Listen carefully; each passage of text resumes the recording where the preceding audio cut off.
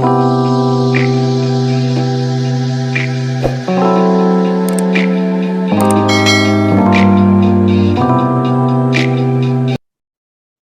everybody, what's going on? I am Jamie Dawn, your evolutionary revolutionary astrologer, bringing you your celestial wisdom for the week of September 4th through the 10th of 2022. It is a full moon week. Now, when I say full moon week, I mean the entire week is leading up to a full moon that's happening this coming weekend on the 10th. We also are in Mercury retrograde shadow.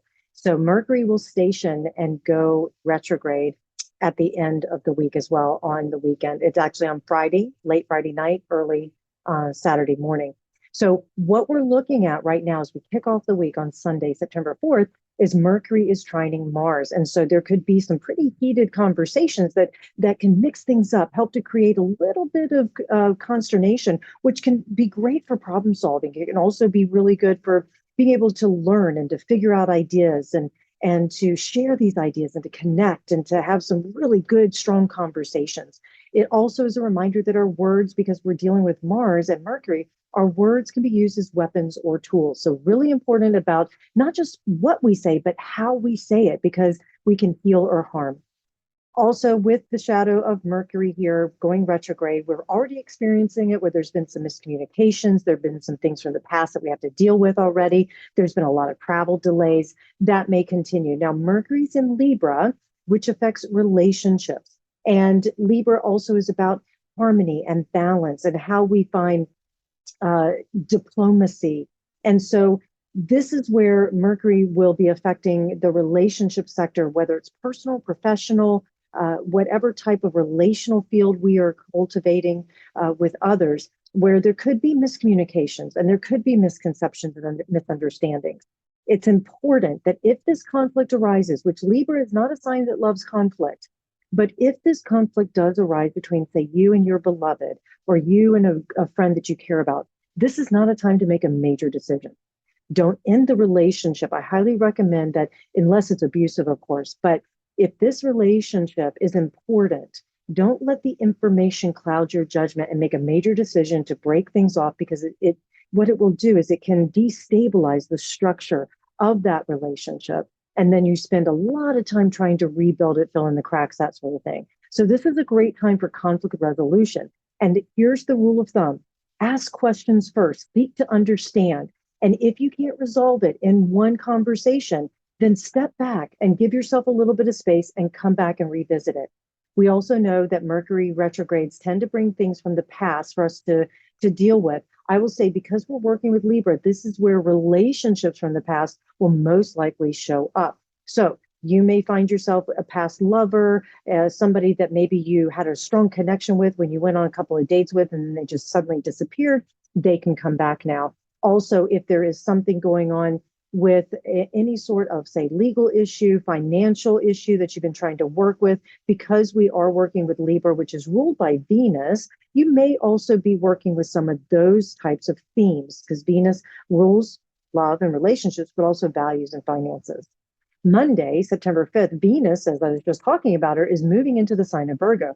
This gives us a little bit more of a serious vibe to our relationships and our finances and what we do value. So if we've overindulged a little bit during Leo season, we're probably going to reel it back, do a little check-in and say, okay, time to get back on our budget, time to talk about things a little bit more serious and recheck ourselves, right? This is a check and balance kind of energy.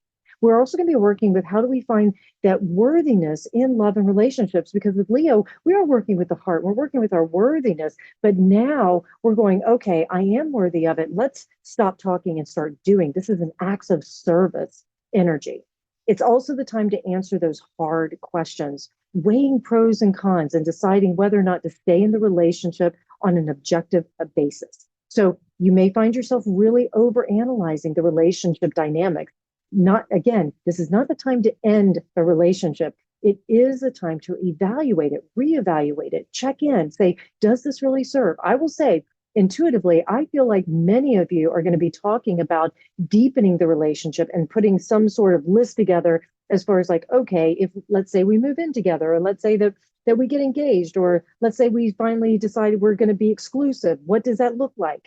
And so really using that to workshop this energy. Tuesday, September 6th, Sun is in Virgo and is making this trine to the North Node and to and Uranus in Taurus. Now, it's going to be making this trine all the entire rest of the week, when it will become exact at the end of the week. And so what we're going to be looking at is ways in which we can step out of our comfort zone. Again, conflict, misunderstandings, being able to do things a little bit differently than we've done before. This energy leads us, gives us that extra vitality, that extra energy to say, okay, I can take this on. I actually feel I have the courage to do it. The sun is about courage. It's about energy. It's about it gives us vitality. And our ego, again, shadow side of the sun is if our ego runs amok and it's my way or the highway. I'd rather be right than happy kind of thing. However, this really is a great time for you to do some things that let you step out of your comfort zone. Wednesday, September 7th, the moon is going to be canoodling Saturn in Aquarius while the sun is still making this trine to the North Node and Uranus.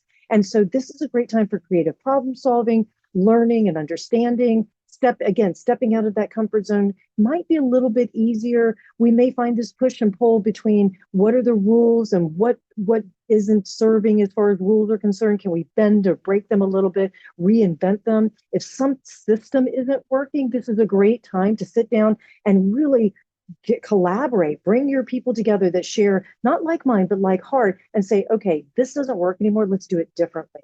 Sort of this like, let's blow up the bridge, if you will, and build a new one, new type. Thursday, September 8th, being open-minded, discerning at the same time, that can lead to sudden breakthroughs in consciousness as the sun now is making this exact trine to the North Node and to Uranus. And so making conscious choices to do and say things intentionally, purposefully, that can give rise to something pleasantly unexpected, because we're being really intentional. We're staying open. Don't collapse the field by having a conversation or having an idea and shutting it down by going, it has to be this way. If it doesn't work out this way, then I'm not going to be happy. So you plant the seed and you stay open to unlimited possibilities, because that's the world we live in. Friday, Mercury is officially retrograding in Libra, as I mentioned before. Relationships, values, the things that we're going to be looking at, saying, what do I need to reevaluate? All those REs. What do I need to revisit, redo? Again, Mercury retrograde's not great, not encouraged to do new things. Don't necessarily start new things unless you absolutely have to. And if you do, just buy the warranties, be prepared to have to redo them down the road. Doesn't mean it's bad. It's just that you have to adjust. This is a great time for closure, bringing things from the past and closing them up because you revisited and you said, this doesn't work. The moon is also going to be in Pisces this day and is opposing Venus in Virgo. So we may be feeling this need to get our list done, to have this perfectionism, to get it right. Whereas the moon in Pisces is going, you know what? I don't really want to deal with this. I want to avoid a little bit of that reality, and I want to play. I want to be in the dream state. I just want to have some, time for myself. So really weigh that out. If you feel like you need to take some time out for yourself, this is a great weekend for you to do that. Even though we have a full moon, which tends to be a lot of energy, this moon is going to be canoodling close enough to Neptune. So we may find ourselves, as we're releasing old stuck forms, old emotional ties to perfectionism and anything that has anchored us in this stuck format, we're ready to release them. And that can be pretty emotional. But remember, if we started a new habit, if we started a new pattern at the Virgo new moon 2 weeks ago, we're going to want to stay with it. How committed are we?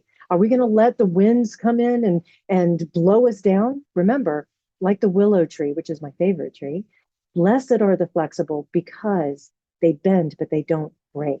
So that's what we want to do. We can bend with it, but we don't want to break our new habits that we're trying to implement. Because remember, this is about leveling up. This is about evolution.